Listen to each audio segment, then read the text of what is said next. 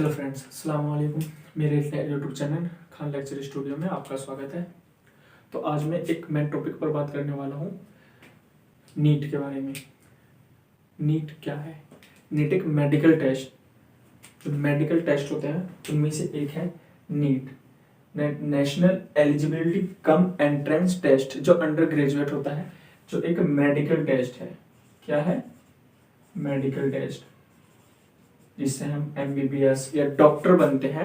वो एक टेस्ट होता है NEET, national eligibility cum entrance test, जो अंडर ग्रेजुएट होता है, यानी उसमें ही ग्रेजुएशन भी हमारी कंप्लीट होती है, जो एमबीबीएस वगैरह होते हैं ये। तो इसमें एक जो 2020 का एंट्रेंस था नीट का, उसमें किन्हीं दो बच्चों के, यानी शोएब आफ्ताब और आकांक्षा सिंह के जो नंबर थे वो बराबर थे, यानी आउट ऑफ 100 में से 100। यानी जो हमारा नीट का टेस्ट होता है वो होता है हमारा 720 नंबर का। 720 नंबर का टेस्ट होता है, जिसमें से हमारे उन दोनों के 720 में से 720 नंबर है, लेकिन एक को रैंक फर्स्ट दी जाती है और एक को रैंक सेकंड। जिसमें क्या होता है, हमारा एक बंदे को रैंक फर्स्ट दी जाती है और एक को रैंक सेकंड। यानी शोएब आफ्ताब को रैंक फर्स्ट दी जाती है और तुम्हारी आकांक्षा सिंह को रैंक सेकंड दी जाती है। क्यों? कुछ सोशल मीडिया पर चर्चाएं चल रही हैं कि ये मुस्लिम या कुछ ऐसे। तो मैं आपको बताना चाहता हूं कि एक नीट का जो है एक एजेंसी है जो इस चीज को क्लियर करती है कि किसको रैंक फर्स्ट मिलनी चाहिए और किसको सेकंड। उसकी कुछ पॉलिसी है, कुछ नियम है, जिससे हम पता लगाते हैं कि किसको फर्स्ट रैंक मिलेगी और किसको सेकंड रैंक मिलेगी। जिसमें हम जो है उसका नाम है एनटीए, एक एजेंसी है, नेशनल टेस्टिंग एजेंसी, जो क्या करती है, जो कुछ बेस पर बताती है कि किसको रैंक फर्स्ट मिलनी है और किसको सेकंड रैंक मिलनी है। तो इसमें जो पहली चीज होती है ना, वो होती है कुछ नंबर्स। पहले वो क्या करते हैं, अगर किसी दो बच्चों के समान नंबर है, यानी सेम नंबर है, जैसे अभी आफ्ताब और आकांक्षा के सेम नंबर है, तो क्या करना होता है कि पहले हम देखते हैं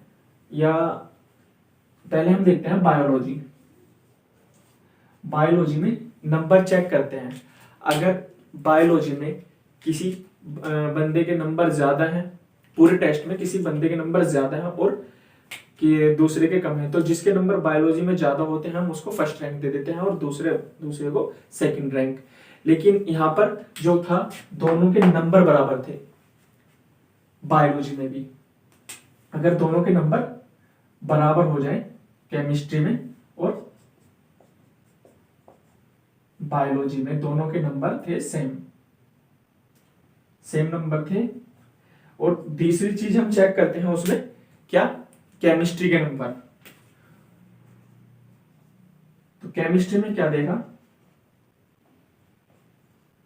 जब बायोलॉजी में नंबर बराबर होते हैं तो हम उसके बाद देखते हैं केमिस्ट्री के नंबर। अगर केमिस्ट्री में नंबर जिसके ज्यादा होते हैं, अगर बायोलॉजी में बराबर नंबर आते हैं दोनों के, तो हम उसके बाद केमिस्ट्री की तरफ जाते हैं। अगर केमिस्ट्री में एक नंबर, किसी का नंबर ज्यादा है और किसी के कम, तो जिसके ज्यादा होते हैं उसको रैंक फर्स्ट मिल जाती है और जिसके कम तो उसको रैंक सेकंड। लेकिन यहाँ पर क्या था, शोएब और आकांक्षा के केस में दोनों के नंबर बराबर थे। तीसरी क्या चीज देखी जाती है, गलतियां देखी जाती हैं, कि जिसकी गलतियां ज्यादा होती हैं उसको कम रैंक और जिसकी गलतियां कम होती है उसको फर्स्ट रैंक। लेकिन यहां पर वो भी चीज बराबर थी, गलतियां भी बराबर थी। गलतियां ही नहीं थी क्योंकि 720 में से 720 नंबर थे।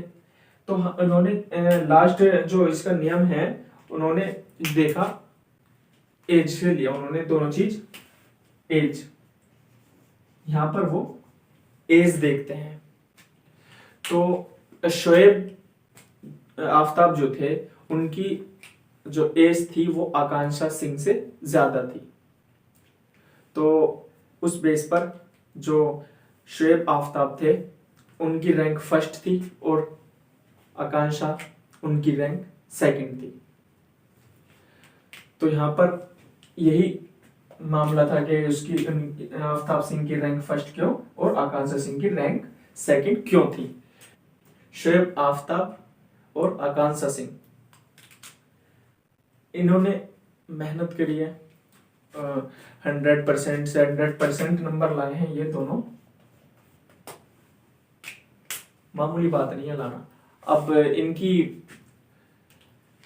ये चाहते थे कि बच्चे सब सोचते हैं कि हमारा नंबर एम्स ऑल इंडिया के फर्स्ट रैंक कॉलेज यानी एम्स कॉलेज में एडमिशन हर कोई लेना चाहता है। तो इनकी भी ख्वाहिश थी कि ये भी एम्स वगैरह में पढ़े और ये कार्डियोलॉजिस्ट बनना चाहते हैं। तो एम्स कॉलेज जो इंडिया का नंबर 1 कॉलेज है मेडिकल में, वो है हमारा एम्स कॉलेज। उसकी लिस्ट, ये जो मेडिकल कॉलेजेस हैं, रैंक मेडिकल कॉलेज, ये है medical first rank second rank जिसकी है हमारी। तो ये जो थी एक मेन बात थी जिसे हम सबको पता होना चाहिए। इसके बाद हम अपने टॉपिक पर चलते हैं। जो हमारे रासायनिक विज्ञान चल रहा था उसका हमारा 3rd चैप्टर है धातु और अधातु, यानी मेटल और नॉन मेटल। इसके बारे में पढ़ते हैं हम आज थोड़ा। इसके बारे में एक इंट्रोडक्शन कर लेते हैं कि क्या होता है मेटल और नॉन मेटल। उसके बाद हम नेक्स्ट लेक्चर में इनके बारे में डिटेल में पढ़ेंगे। तो यहाँ हम पढ़ लेते हैं कि मेटल और नॉन मेटल क्या होते हैं। मेटल और नॉन मेटल, मेटल जो होते हैं पूरे सारणी में कितने एलिमेंट होते हैं, पूरी सारणी एक पीरियोडिक टेबल होती है जिसमें 118 एलिमेंट्स होते हैं। कितने? 118 एलिमेंट, 118 एलिमेंट, जिसमें से हमारे कुछ तो धातु होते हैं और कुछ अधातु, यानी कुछ तो होते हैं हमारे धातु जो 90 से ज्यादा होते हैं, 90 से अधिक हमारे एलिमेंट में क्या होते हैं, 90 से ज्यादा धातु होते हैं। और 20 समथिंग, 20 और 22 के समथिंग हमारे क्या होते हैं, अधातु। अधातु कितने होते हैं, 22 अधातु होते हैं। और 90 से ज्यादा यानी 92 तक भी होते हैं, 90 से 92 तक हमारे पास क्या होते हैं, धातु होते हैं। तो हम धातु के बारे में पढ़ रहे थे, जिसमें से एक नॉन मेटल, हम अगर धातु में भी लेते हैं तो हमें धातु के बारे में क्या पता है कि धातु जो होते हैं हमारे कंडक्टर होते हैं, यानी सुचालक होते हैं काय के, करंट के। धातु वो होते हैं जिनके अंदर से करंट को निकाला जा सके, यानी जो करंट के विद्युत के सुचालक होते हैं, विद्युत के सुचालक होते हैं, यानी लोहा तार वगैरह जो होते हैं ये धातु के बने होते हैं। तो इनके अंदर हम करंट को गुजार सकते हैं। लेकिन अधातु क्या है, अधातु में हम करंट को नहीं गुजार सकते। पर इसमें एक अपवाद है जो कहलाता है, जिसमें हम ग्रेफाइट को ले लें, एक कार्बन की फॉर्म होती है ग्रेफाइट। क्या होती है ग्रेफाइट, ये होता तो अधातु है पर इसमें करंट पास होता है, ये करंट का सुचालक होता है। क्या होता है, ये कार्बन फॉर्म होती है विद्युत, लेकिन ये अधातु है लेकिन करंट का सुचालक है, ये इसमें अपवाद है। और दूसरी बात, जो हमारे धातु होते हैं वो लचीले, यानी क्या होते हैं, डक्टिलिटी पाई जाती है, उनमें लचीलापन पाया जाता है। और इनकी वायर बनाई जा सकती है, तार बनाया जा सकता है, पतला तार, थिन तार बनाया जा सकता है। लेकिन हमारे जो अधातु हैं उनको हम नहीं पीट सकते, यानी वो लचीले नहीं होते, उनको पीटेंगे तो वो टूट जाएंगे। जैसे कार्बन, कोयला वगैरह होता है, और इसमें जो अधातु में कुछ गैसें भी आती हैं। और हमारा जो धातु होता है उसको वो आघातवर्धनीय है, आघातवर्धनीय होता है, जिसको हम इंग्लिश में कहते हैं मैलिएबिलिटी। तो आघातवर्धनीय मतलब अगर हम धातु को पीटते हैं, अगर हम धातु को पीटते हैं, जैसे हम लोहा पीटते हैं, चांदी को पीटते हैं, सोने को पीटते हैं, तो इनकी एक पतली परत बन जाती है, ये आघातवर्धनीय होते हैं, यानी जिनको जितना पीटा जाता है ये टूटते नहीं है, ये पतले होते चले जाते हैं, इनकी पतली परत होती चली जाती है। जैसे रदरफोर्ड के परमाणु मॉडल में हमने सोने की परत ली थी, तो वो आघातवर्धनीय थी, यानी उसको हमने पीट पीट कर बहुत ही परमाणु फॉर्म में ला देते हैं उसे, तो वो बहुत पतली हो जाती है।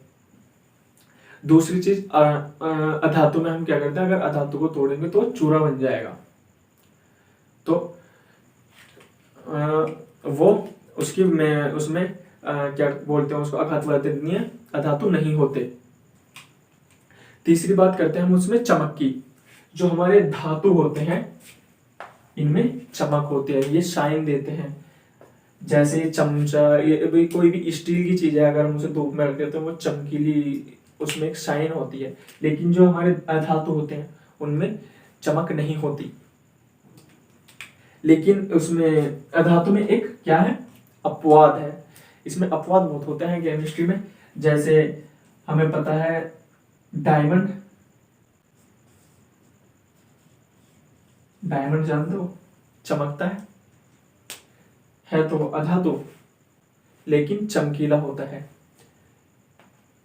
कभी कहो कि बहुत से बच्चे कहते हैं कि सर डायमंड, बाद में गलतियां निकालेंगे कि सर डायमंड तो अधातु है लेकिन चमकता है, तो ये तो गलती, तो ये अपवाद है कि डायमंड जो है चमकता है लेकिन है अधातु, ये इसका एक अपवाद है।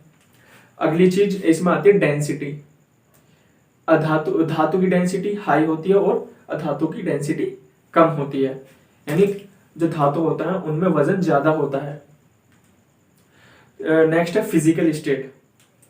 ये जो हमारे धातु होते हैं ये सॉलिड स्टेट में आ जाते हैं रूम टेम्परेचर पर ही। जो हमारा एक रूम टेम्परेचर होता है जिसमें हम हैं, तो उसमें ये सॉलिड स्टेट में आ जाते हैं। और जो तुम्हारी अधातुएं होती हैं, लेकिन एक इसमें भी अपवाद है धातु में। ऐसा कौन सा एलिमेंट है धातु का जो लिक्विड नहीं है, तो जो सॉलिड नहीं है? मरकरी। क्या? Mercury, Hg। ये रूम टेम्परेचर या किसी पे भी सॉलिड फॉर्म में नहीं होते, ये लिक्विड फॉर्म होती है। धातु में एक चीज और पाई जाती है जिसे मतलब कि अगर हम उसको बजाएं तो उसमें साउंड निकलता है एक। जैसे हमने घंटी में देखा, साइकिल की घंटी का अगर बजाते तो उसमें साउंड निकलता है। तो जो धातु होते हैं वो आवाज़ करते हैं, उनमें एक आवाज़, साउंड निकलती है। लेकिन जो हमारे अधातु होते हैं उसमें आवाज़ नहीं निकलती। एक चीज़ हमने देखी है इसमें क्या बोलते हैं उसको, मेल्टिंग पॉइंट और बॉइलिंग पॉइंट। जो हमारे धातु होते हैं उनका मेल्टिंग और बॉइलिंग पॉइंट हाई होता है, लेकिन जो अधातु होते हैं उनका बॉइलिंग और मेल्टिंग पॉइंट बहुत लो होता है। इसमें एक चीज़ थी सोडियम, जो अधातु है उसमें हमने हार्डनेस की बात की थी कि जो धातु होते हैं वो हार्ड होते हैं, लेकिन उसमें एक अपवाद था। जो हमारे सोडियम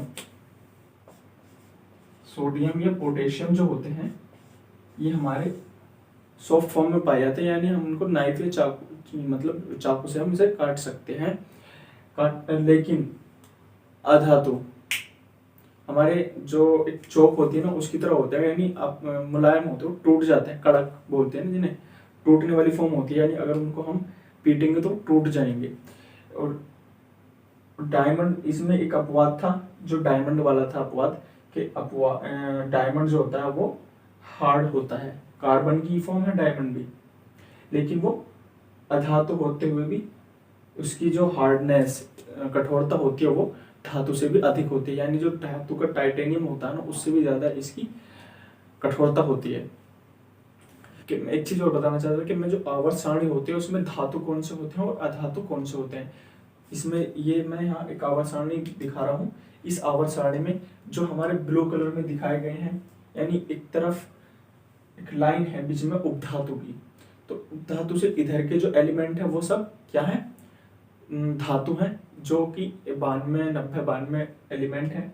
और जो उस उपधातु से साइड, उधर की साइड है, पिंक कलर में शायद दिखा रखे हैं और डिफरेंट कलर में, तो वो क्या है, हमारे अधातु है, यानी नॉन मेटल है। और जो बीच में जो है 7 एलिमेंट हमारे, कुछ 7 एलिमेंट होते हैं जिन्हें हम उपधातु कहते हैं। उपधातु, जिनमें क्या बोलते हैं, धातु और अधातु दोनों की गुणता पाई जाती है। यानी वो थोड़े धातु से भी रिलेटेड होते हैं और अधातु से भी रिलेटेड होते हैं। आवर्षणी समझ आ रही होगी। तो मैं नेक्स्ट लेक्चर में और अच्छा इसे एक्सप्लेन करूंगा। आशा करता हूँ कि आपको वीडियो अच्छी लगी होगी। तो वीडियो को लाइक करें, शेयर करें, सब्सक्राइब करें।